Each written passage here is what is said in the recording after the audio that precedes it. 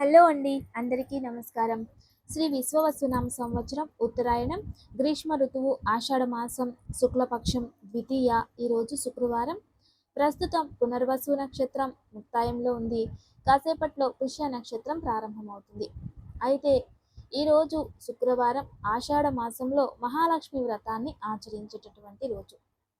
ఈరోజు ముందుగా మంత్రబలంలో ఓం మహాలక్ష్మి అయిన మహా అనే నామాన్ని జపించవచ్చు. అయితే ఆషాఢ మాసంలో 5 శుక్రవారాలు వస్తే 5 లక్ష్మీలుగా పూజిస్తూ ఉంటారు. ఇక 4 వారాలే వచ్చాయి కాబట్టి ఈ మాసంలో మనం ముందుగా ధనలక్ష్మి, తరువాత ధాన్యలక్ష్మి, తరువాత సౌభాగ్యలక్ష్మి, తరువాత విద్యాలక్ష్మి, ఇలా ప్రతి వారం ఒక్కొక్క లక్ష్మీనామ మంత్రంతో ఈ 4 వారాలు ఈ ఆషాఢ మాసంలో పూజని ఆచరిస్తూ ఉంటారు. ఈరోజు అందరూ కూడా భక్తి శ్రద్ధలతో మంత్రబలంలో భాగంగా ఓం ధనలక్ష్మి నమః అనే నామాన్ని జపించి ఆషాఢ శుక్రవార పూజా ప్రతిఫలాన్ని పొందవచ్చు.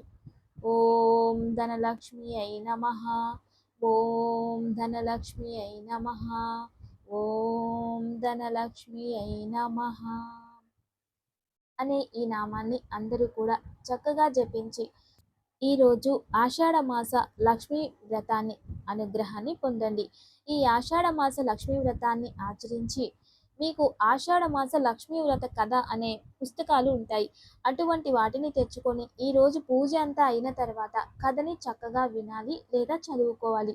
ఆషాఢ మాస శుక్రవారంలో లక్ష్మీదేవికి మహా నైవేద్యంగా చలివిడిని నివేదిస్తారు. ఈ చలివిడి చక్కెరతో చేసి నివేదిస్తారు లేదా బెల్లంతో కూడా చేసి నివేదిస్తారు. అయితే శాస్త్రంలో బెల్లంతో తయారు చేసిన చలివిడిని నివేదన చేయాలని చెప్పడం జరిగింది.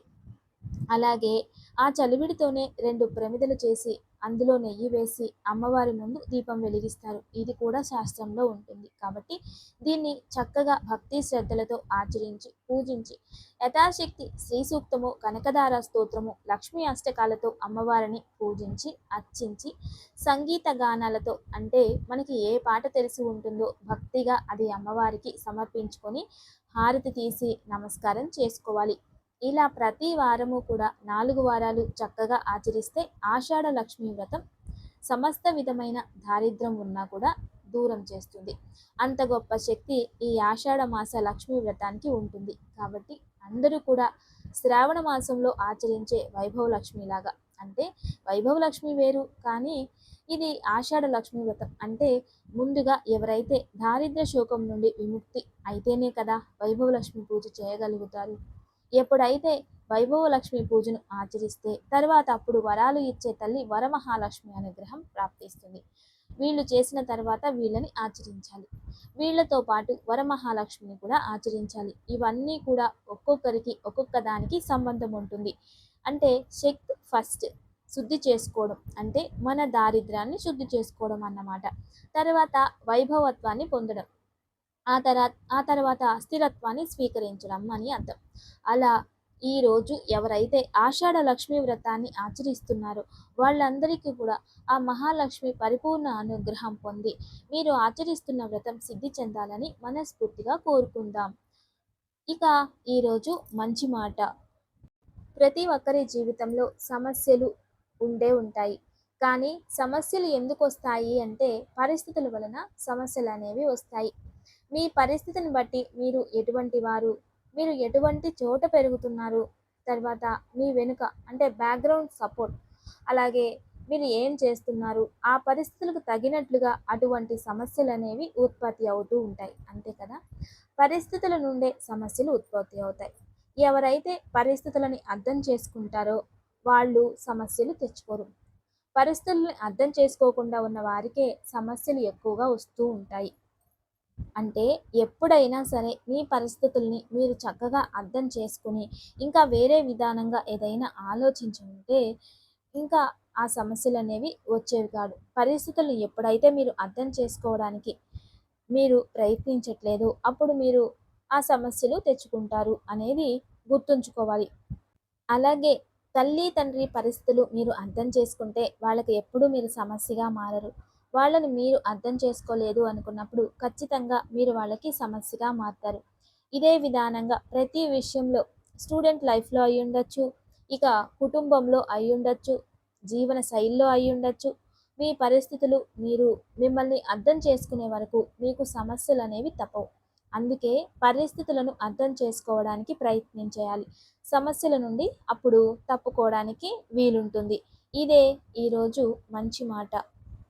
ఇక దివ్యమైన తారాబలం. ప్రస్తుతం పునర్వసు నక్షత్రం ఉంది. కాసేపట్లో అయిపోతుంది కాబట్టి పుష్య నక్షత్రాన్ని నిత్య నక్షత్రంగా స్వీకరించినట్లయితే అశ్విని మఖ మూల నక్షత్రం వారికి మిత్రతార అత్యంత శుభకరమైన రోజు.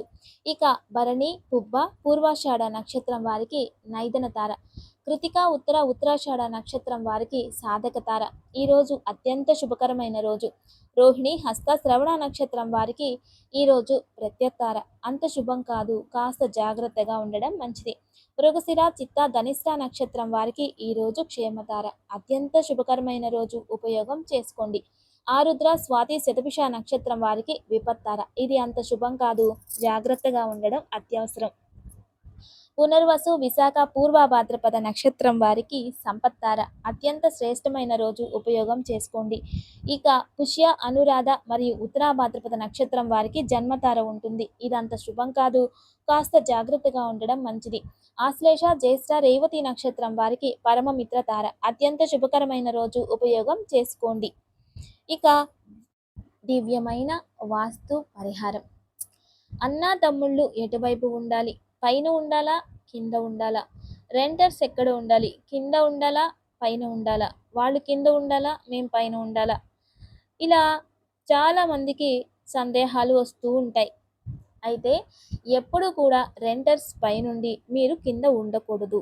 ఇది జ్యోతిష శాస్త్రం, వాస్తు శాస్త్రం కూడా తెలియజేస్తుంది. ఇంటి యజమాని అనేవారు పైన ఉండాలి, రెంటర్స్ కింద ఉండాలి. లేదంటే వాళ్ళు మీకు యజమానులు అవుతారు. అది అందరూ గుర్తుంచుకోవాలి. ఇక పెద్దవారు ఎప్పుడు పైన ఉండాలి, చిన్నవారు కింద ఉండాలి. పెద్దవారు వయసు అయింది మెట్లు ఎక్కలేరని చెప్పి కింద వాళ్ళని పెట్టి పైన మీరు ఉండకూడదు. అలా ఉంటే అదృష్టాలు మారిపోతాయి, తారుమారు అయిపోతాయి.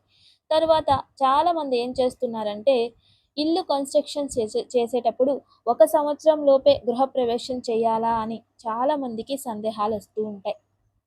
అయితే అలా అని ఏ శాస్త్రంలో కూడా చెప్పలేదు. పూర్వంలో అంటే ఒక 100 సంవత్సరాల పూర్వం అయితే మేడలైన చిన్నవి, గుడిసెలు చిన్న చిన్నగా, మిద్దెలు అలాంటివన్నీ ఉండేవి. అవి ఎంతసేపు చాలా తక్కువ సమయంలో కట్టడం జరిగేది. అలా దూలాలు నిలబెట్టడం, పైన సుద్ద రాసేయడం, గోడలు కట్టుకోవడం ఒక 2-3 నెలల్లో అయిపోయేది. చక్కగా గృహప్రవేశం చేసుకుని వెళ్ళిపోయేవారు. ఆ తర్వాత వస్తూ వస్తూ ఏమైందంటే సిమెంటు, స్టీలు మరియు పిల్లర్స్ ఇవన్నీ వచ్చిన తర్వాత ఏం చేశారు? ఇల్లు కట్టడం స్టార్ట్ చేశారు. చిన్న చిన్న ఇల్లులు కాబట్టి అప్పట్లో త్వరగా అయిపోయేవి. వాళ్ళు వెళ్ళిపోయేవారు. ఇప్పుడు పరిస్థితి అలా కాదు. పునాది, ఫ్లోర్ పైన ఫ్లోర్ వేసుకుంటారు. తర్వాత ఇంటీరియర్, డెకరేట్ అవి ఇవి చేసేలోపు 1 సంవత్సరంలో ఎలా సాధ్యమైపోతుంది ఇల్లు కట్టడం? ఇక మీరు గృహప్రవేశం చేసిస్తే 1 సంవత్సరం లోపు, తర్వాత ఆ పని నిదానంగా చేద్దాంలే అనుకొని గృహప్రవేశం చేస్తే అది గృహప్రవేశం కిందికి రాదు. ఇది అందరూ గుర్తుంచుకోవాలి. ఎప్పుడైనా కానీ తల్లి గర్భంలో పరిపూర్ణంగా శిశువై జన్మించి తర్వాత మనం నామకరణం అలాంటివి ఆచరిస్తామో అదే విధానంగా బిల్డింగ్ కూడా పూర్తి కాకముందు గృహప్రవేశం చేస్తే ఒక శిశువు అంగవైకల్యం ఎలాగో అదే విధానంగా ఒక గృహానికి కూడా అంగవైకల్యంలానే ఉంటుంది. కాబట్టి దయచేసి కొంచెం లేట్ అయినా పర్లేదు, పరిపూర్ణంగా నీట్గా ఇల్లు శుభ్రంగా అయిన తర్వాతే అన్ని కన్స్ట్రక్షన్స్ పూర్తయిన తర్వాతే పెయింటింగ్స్ అన్నీ కంప్లీట్ అయిపోయి తర్వాత గృహప్రవేశం చేయండి. అప్పుడు చేసిన పుణ్యఫలం ఉంటుంది. గృహప్రవేశం చేస్తే ఇంటికి స్థానబలం పెరుగుతుంది. ఎప్పుడైతే స్థానబలం ఉండదో ఆ ఇంట్లో అన్ని రకాల అపనమ్మకాలు స్టార్ట్ అవుతాయి. భార్యను చూస్తే భర్త నమ్మడు, భర్తను చూస్తే భార్య నమ్మదు. ఇక వీరిద్దరిని చూస్తే పిల్లలు నమ్మరు. వాళ్ళల్లోనే వాళ్ళు క్రోధము, కోపము, గొడవలు పెరుగుతూ ఉంటాయి. అందుకే ఇటువంటివి కాస్త ధర్మశాస్త్రాల గురించి అవగాహన పెంచుకొని నలుగురితో విచారించి గృహప్రవేశాలని చేసుకోవడం మంచిది. పాతకాలంలో ఎవరో తాతగారు చెప్పారని దాన్నే మోసుకొని వెళ్తూ ఉండకూడదు. కాలానికి తగినట్టుగా మనం కూడా ఆలోచించాలి అనేది అందరూ గమనించుకోవాలి. ఇక దివ్య పూజ. రేపు ఉదయాన్నే మీకు అనుకూలమైతే నవగ్రహాలు ప్రదక్షిణ చేసి ఆంజనేయ స్వామిని దర్శనం చేసుకోండి. ఎందుకంటే మొన్ననే రాహు స్థాన పల్లటనం అయింది. దానికి ముందు గురు స్థాన పల్లటనం అయింది. శని స్థాన పల్లటనం అయింది. ఇవన్నీ చూసి ప్రకృతిలో చాలా వికోపాలు జరుగుతున్నాయి. ఎక్కడ చూసినా ప్రకృతి వికోపాలే. కాబట్టి అందరూ కూడా రేపు ఉదయం వెళ్ళి నవగ్రహ ప్రదక్షిణ చేసి ఆంజనేయ స్వామిని దర్శనం చేసుకోండి. వెళ్ళడానికి వీలు లేని వారు ఇంట్లోనే హనుమాన్ చాలీసానైనా పారాయణం చేసుకోండి. ఏదైనా అపమృత్యు, అపపంటకాలు మరియు జాతకరీత్యా గ్రహ దోషాలు ఉంటే దాని ప్రభావం తగ్గుతుంది. ఇక దివ్యమైన యోగక్షేమం. ఈరోజు సాయంత్రం లోపం ఎక్కడైనా గోమాతలు ఉంటే మీ మనసులో ఏదైనా సంకల్పం ఉంటే అది తలుచుకొని గోవుకి ఆకుకూర, పాలకూర, తోటకూర లేదంటే అరటిపండు ఏదైనా ఒకటి గోవుకి తినిపించి దగ్గరలో ఉన్న విష్ణు సమేతంగా ఉన్న వైష్ణవాలయంలో వెళ్ళి 2 నెయ్యి దీపాలు వెలిగించి మీ సంకల్పాన్ని స్వామివారికి సమర్పణ చేసుకుని రండి. ఖచ్చితంగా అది ధర్మంగా ఉంటే జరిగే తీరుతుంది. నమస్తే. Thanks for watching.